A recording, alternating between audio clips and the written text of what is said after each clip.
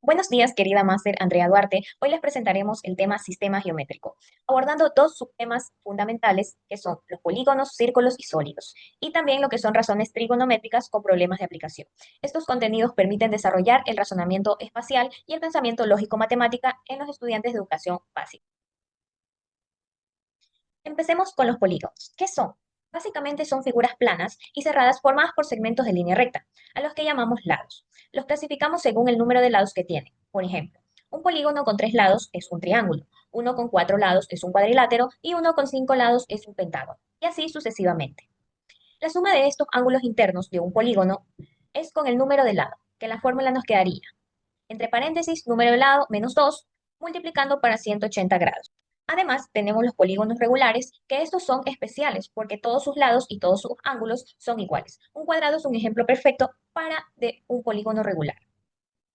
Tenemos lo que es el círculo, que es una figura plana delimitada por una curva cerrada, o sea, una circunferencia, cuyos puntos están a la misma distancia del centro. Tenemos lo que son sus elementos, que son radio, diámetro, arco, sector y cuerda. Los sólidos geométricos son figuras tridimensionales, ejemplo, un prisma, una pirámide, un cilindro, un cono o una esfera. Se caracterizan por tener caras, vértices y aristas. Cambiando un poco de tema, pero sin salir del ámbito de la geometría, llegamos a las razones trigonométricas. Estas son herramientas poderosísimas que se aplican exclusivamente en triángulos rectángulos. Tenemos aquí seno, que su fórmula es seno es igual a cateto opuesto sobre hipotenusa. Tenemos coseno, su fórmula es coseno, es igual a cateto contiguo sobre hipotenusa. Tenemos la tangente, que es igual a tangente igual a cateto opuesto sobre cateto contiguo.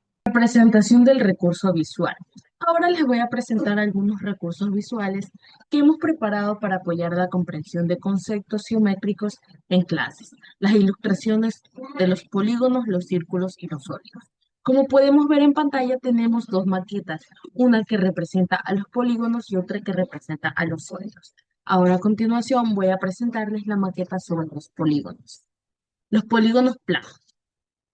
Como podemos ver, aquí tenemos algunos polígonos comunes, como es el cuadrado, el pentágono y el hexágono, entre otros. Cada una de estas figuras, como podemos ver, están acompañadas por su nombre y su número de lado, que esto nos permite que los estudiantes puedan identificar y comprender sus diferentes estructuras. Los círculos, vamos a hablar sobre los círculos rotulados. En esta imagen podemos observar sus elementos principales, como es el centro, el radio, el diámetro y la circunferencia. Estos rótulos ayudan a que los estudiantes asocien cada parte del círculo con su función geométrica. También tenemos lo que es la maqueta de las figuras sólidas, que hemos incluido los sólidos geométricos, como es el cilindro, la esfera y el cono. Cada uno de estas figuras está acompañado de información sobre sus caras y aristas y vértices. Esto permite establecer conexiones entre figuras planas y figuras del espacio. También tenemos la simulación en GeoGebra. Finalmente, incluimos una simulación que muestre cómo se aplica el seno, el coseno y el tangente. En la representación gráfica podemos observar aquí que la línea roja representa al seno. La línea azul representa lo que es el coseno y las líneas verdes representan lo que es el tangente. En el lado de acá tenemos un triángulo rectángulo que nos permite visualizar cómo se relacionan los ángulos con sus lados de forma dinámica.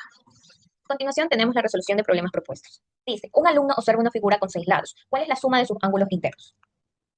Aquí primero debemos identificar lo que es nuestra figura. Tenemos 1, 2, 3, 4, 5, 6 lados.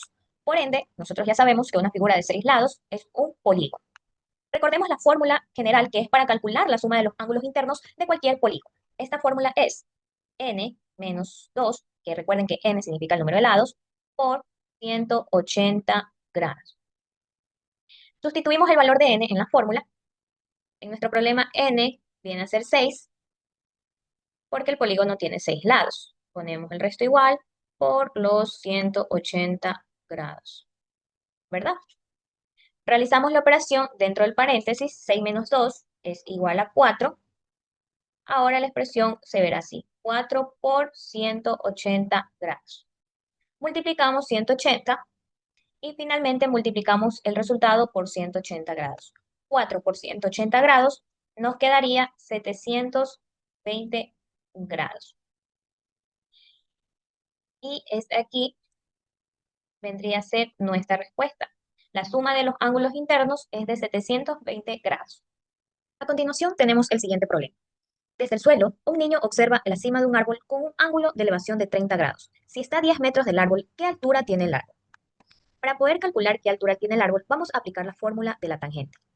Para poder realizar, tenemos que ir sustituyendo los valores en la fórmula de la tangente. Tenemos el ángulo de elevación es de 30. El ángulo vendría a ser 30 grados. El cateto opuesto es la altura del árbol. La vamos a llamar altura, ¿verdad? Altura. Y el cateto adyacente, que sería los 10 metros del árbol. Entonces, la ecuación se convierte en, nos quedaría tangente de 30 grados es igual el cateto adyacente, que viene a ser 10, sobre el cateto opuesto, que sería la altura. ¿Listo? Ahora, para encontrar la altura, necesitamos quitar el 10 que está dividiendo. Entonces, como nos había quedado, tangente de 30 grados es igual altura sobre 10, ¿verdad? Para encontrar la altura necesitamos quitar el 10 que está dividiendo, lo hacemos multiplicando ambos lados de la ecuación por 10. Entonces tendríamos altura es igual a 10 por tangente de 30 grados. Este de aquí es un valor que se obtiene de tablas trigonométricas o con una calculadora. Entonces, calculamos esto. 10 por tangente de 30 grados. El valor aproximado de la tangente de 30 grados, es igual a 0,577. Entonces, realizamos la multiplicación final y sustituimos el valor de tangente de 30 grados en la ecuación. Altura es igual a 10 por 0,577. Altura es igual a 5,77 metros. Entonces nuestra respuesta quedaría que el árbol mide aproximadamente 5,77 metros de altura. Reflexión.